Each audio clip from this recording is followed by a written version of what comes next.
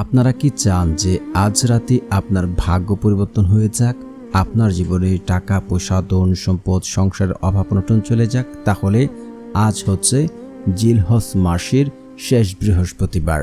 এ রাত্রে যদি আপনারা আল্লাহ তাআলার এই দুটি শক্তিশালী নাম যদি মাত্র 11 বার পড়তে পারেন, তারপর দেখুন আপনার ভাগ্য কিভাবে পরিবর্তন হয়, আপনার সংসারের অভাব অনটন কিভাবে দূর হয়, আপনি অল্প দিনে ধনী সম্পদশালী হয়ে যাবেন। আজ রাতে আপনার ভাগ্য পরিবর্তন হবে ইনশাআল্লাহ। তাই বলছি, যদি আপনারা টেনে টেনে ভিডিও দেখেন, কোনো পয়েন্ট মিস হলে কাজে আসবে না। তাই আপনারা টেনে ভিডিও দেখবেন না। আমার ভিডিওতে বলা প্রত্যেকটা পয়েন্ট, প্রত্যেকটা নিয়ম মেনে আমল করতে পারলে আপনার দোয়া কবুল হবে ইনশাআল্লাহ। তাই না টেনে সম্পূর্ণ ভিডিও দেখার অনুরোধ রইল। আর যারা চ্যানেলটি সাবস্ক্রাইব করেনি, দয়া করে চ্যানেলটি সাবস্ক্রাইব করে পাশে থাকবেন। আর যারা আমলটি করবেন, একটা লাইক এবং কমেন্টে সকলেই লিখুন আমিন আমিন সুম্মা আমিন। জীবনে অনেক গরিব মানুষ দেখেছি, অনেক হতাশ মানুষকে দেখেছি, অনেক বেকারত্ব যুবককে দেখেছি যারা টাকা পয়সার কাছে হেরে গেছে। তাদের ভাগ্য যেন সে কোনোভাবেই পরিবর্তন করতে পারছে না। ভাগ্য কিভাবে পরিবর্তন হবে যদি আপনি আল্লাহ তাআলার কাছে ফিরে না আসেন, তওবা না করেন, পূর্বে পাপের জন্য লজ্জিত না হন?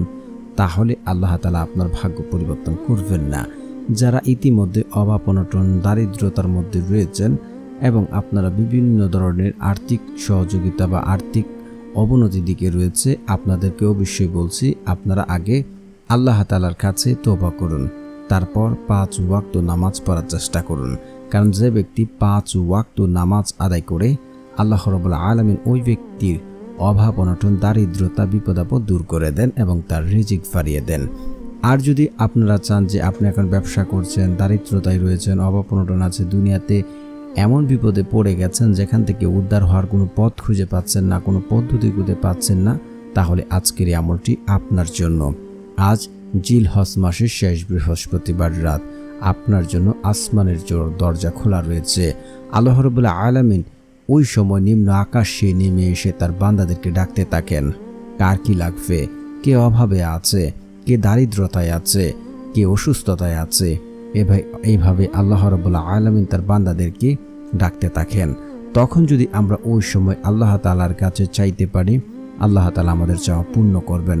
কারণ আল্লাহ তাআলা পবিত্র কোরআনে বলেন যে তোমরা আমার কাছে দোয়া করো, আমি তোমাদের দোয়া কবুল করব। তো আল্লাহ তাআলার কাছে দোয়া করতে হবে। এবং আল্লাহ রাসূল সাল্লাল্লাহু আলাইহি ওয়াসাল্লাম বলেন, যখন কোনো বান্দা আল্লাহ তাআলার কাছে দুহাত তুলে দোয়া করেন, আল্লাহ রাব্বুল আলামিন ওই সকল বান্দার দুহাতকে খালি হাতে ফেরত দিতে লজ্জাবোধ করেন। তো প্রিয় বন্ধুরা, আপনারা বুঝতেই পেরেছেন যে আল্লাহ তাআলার কাছে নিয়ম এবং শর্ত মেনে আমল করলে আল্লাহ তাআলা তার নিয়ম বা শর্ত মেনে যদি কেউ আমল করে, তার দোয়া কবুল করেন, তার ভাগ্য পরিবর্তন করেন। আপনারা তিরমিজি শরীফ হাদিস নাম্বার 2139 নম্বর হাদিসটা দেখবেন যে বান্দার ভাগ্য পরিবর্তন করতে পারে কেবল দোয়ার মাধ্যমে। অন্য কোনো পদ্ধতি, অন্য কোনো ওয়ে নেই যে বান্দার ভাগ্য পরিবর্তন করতে পারে। তো আপনারা যদি চান যে আপনার ভাগ্য পরিবর্তন হোক, আল্লাহ তাআলা আপনার রিজিক বাড়িয়ে দিক, ধন সম্পদ বাড়িয়ে দিক, তাহলে আপনারা আল্লাহ তাআলার কাছে তওবা করুন, আল্লাহ তাআলার কাছে ফিরে আসুন, আল্লাহ তাআলার কাছে চাইতে থাকুন। তাহলে এখন অনেকেই বলতে পারেন যে আল্লাহ তাআলার কাছে চাইলেই যদি এত কিছু পাওয়া যায়, আল্লাহ তাআলা এত কিছু দেন, তাহলে আমি তো জীবনে অনেক কিছু চেয়েছি, আল্লাহ তাআলার কাছে অনেক কিছু চাচ্ছি, কিন্তু কোথায় তো পেলাম না। এমনকি অনেক মানুষ হজে গিয়েও চাচ্ছেন। দেখুন, কিছু শর্তে বা কিছু নিয়মের কারণে অধিকাংশ বা অনেক মানুষেরই দোয়া কবুল করা হয় না। তার মধ্যে আপনি আছেন কিনা একটু যাচাই করে দেখুন যে এই সমস্যাগুলি আপনার মাঝে রয়েছে কিনা। এক হচ্ছে, যে ব্যক্তি 5 ওয়াক্ত নামাজ আদায় করে না, তার দোয়া আল্লাহ রাব্বুল আলামিন কবুল করেন না। কারণ আপনি যদি নামাজ না পড়েন তাহলে আপনার কোনো আমলই গ্রহণযোগ্য হবে না। তো আপনাকে 5 ওয়াক্ত নামাজ পড়তে হবে। দ্বিতীয়ত হচ্ছে পিতামাতা অবাধ্য সন্তানের দোয়া, তার দোয়া আল্লাহ রাব্বুল আলামিন কখনই কবুল করেন না। তৃতীয়ত হচ্ছে, যে ব্যক্তি হচ্ছে আপনার আমল করছে কিন্তু পুনরায় আবার পাপ কাজ করছে, আল্লাহ তাআলা নাফরমানি করছে, হারাম দোয়া করছে, তার দোয়া কবুল করবেন না। তারপরে হচ্ছে, যে ব্যক্তি হারাম খাবার খায়, তার দোয়া আল্লাহ রাব্বুল আলামিন কখনোই কবুল করবেন না। কারণ হারাম দ্বারা গঠিত শরীর জান্নাতে প্রবেশ করে না এবং আল্লাহ রাব্বুল আলামিন হারাম দ্বারা যে ব্যক্তি খেয়ে দোয়া করে তার দোয়া কবুল করেন না। সর্বশেষ হচ্ছে যে ব্যক্তি হচ্ছে আপনার তাড়াহুড়া করে, আমি এখন আমল করলাম কেন ফলাফল পেলাম না, আল্লাহ তাআলা আমাকে কেন দিল না, এমন এমন কথাবার্তা বললে ওই ব্যক্তির দোয়া আল্লাহ রাব্বুল আলামিন কখনো কবুল করেন না। কারণ হচ্ছে বান্দার দোয়া ততক্ষণ পর্যন্ত কবুল হয় যতক্ষণ পর্যন্ত সে বলে যে আমার দোয়া কবুল করা হলো না।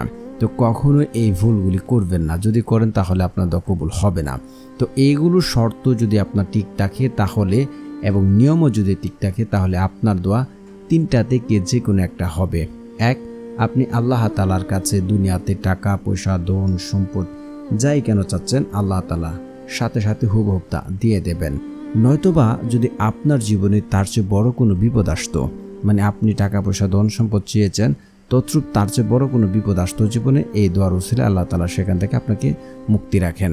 নয়তোবা সেটা আপনার জন্য আখিরাতের জন্য রেখে দেন, যখন কেউ কাউকে চিনবে না ওই কঠিন মুহূর্তে এই দোয়া আপনার জন্য কাজে আসবে। তো শর্ত এবং নিয়ম মেনে দোয়া করলে কখনো দোয়া বিফলে যায় না, অবশ্যই দোয়া কবুল হয়। এখন কথা হচ্ছে তাহলে আজকের এই আমলটি আমরা কিভাবে করব। আমলটি করার জন্য সর্বপ্রথম আপনারা উত্তম রূপে উজু করবেন। উত্তম রূপে উজু করার পর আপনারা 2 রাকাত 4 রাকাত 8 রাকাত জয় রাকাত ভালো লাগে আপনারা তাহাজ্জুদে নামাজ পড়বেন, কারণ ওই সময় আল্লাহ তার বান্দার সাথে সরাসরি সম্পর্ক স্থাপন করেন। অবশ্যই আপনারা তাহাজ্জুদে নামাজ পড়ার চেষ্টা করবেন। তারপরে হচ্ছে আপনারা পড়ে নেবেন দুরুদ শরীফ, কারণ দুরুদবিহীন দোয়া কবুল করা হয় না, সেটা আসমানে গিয়ে ঝুলন্ত অবস্থায় থাকে। আপনারা তো রাসূল সাল্লাল্লাহু আলাইহি ওয়াসাল্লামের উপরে দুরুদ পড়তে হবে, তাহা না হলে আপনার দোয়া কবুল হবে না, সেটা আসমানে ঝুলন্ত অবস্থায় থাকে। তো যারা পারেন না আমার সাথে সাথে পড়ে নিন, শুনলে হয়ে যাবে ইনশাআল্লাহ। আল্লাহুম্মা সাল্লি আলা মুহাম্মাদ ওয়া আলা আলি মুহাম্মাদ কামা সাল্লাইতা আলা ইব্রাহিম ওয়া আলা আলি ইব্রাহিম ইন্নাকা হামিদুম মাজিদ। আল্লাহুম্মা বারিক আলা মুহাম্মাদ ওয়া আলা আলি মুহাম্মাদ কামা বারাকতা আলা ইব্রাহিম ওয়া আলা আলি ইব্রাহিম ইন্নাকা হামিদুম মাজিদ। তারপরে হচ্ছে আপনারা পড়বেন এই দুটি জিকির 100 বার, সুবহানাল্লাহ সুবহানাল্লাহ সুবহানাল্লাহ সুবহানাল্লাহ, লা ইলাহা ইল্লাল্লাহ লা ইলাহা ইল্লাল্লাহ লা ইলাহা ইল্লাল্লাহ। তারপরে হচ্ছে আপনারা পড়ে নেবেন ইস্তিগফার। আর ইস্তিগফারের এত ফজিলত যা বর্ণনা করে শেষ করতে পারবো না। যে ব্যক্তি ইস্তিগফার বেশি বেশি পড়বে, সে যদি তাৎক্ষণিক দুনিয়াতে এমন কোনো বিপদে পড়ে গেছে বা পড়ে আছে যেখান থেকে উদ্ধার হতে পারছে না, সে কোনোভাবেই যেন সেখান থেকে বেঁচে ফিরতে পারছে না, সে ব্যক্তি যদি ইস্তেগফার পড়ে আল্লাহ তাআলা সে কঠিন বিপদ থেকে উদ্ধার হওয়ার জন্য কুদরতিভাবে পথ দেখাবেন। শুধু তাই নয়, তাকে এমন জায়গা থেকে এমন সকল উৎস থেকে রিজিক দেবেন যা সে কোনোদিন চিন্তা করেনি, কল্পনা করেনি, এবং ওই ব্যক্তির সংসারের অভাব অনটন দারিদ্রতা সব কিছু আল্লাহ তাআলা দূর করে দেবেন। তো অবশ্যই আপনারা 21 বার ইস্তেগফার পড়ে নেবেন। আস্তাগফিরুল্লাহ আস্তাগফিরুল্লাহ আস্তাগফিরুল্লাহ আস্তাগফিরুল্লাহ। তারপরে হচ্ছে আপনারা পড়ে নেবেন একবার আয়াতুল কুরসি।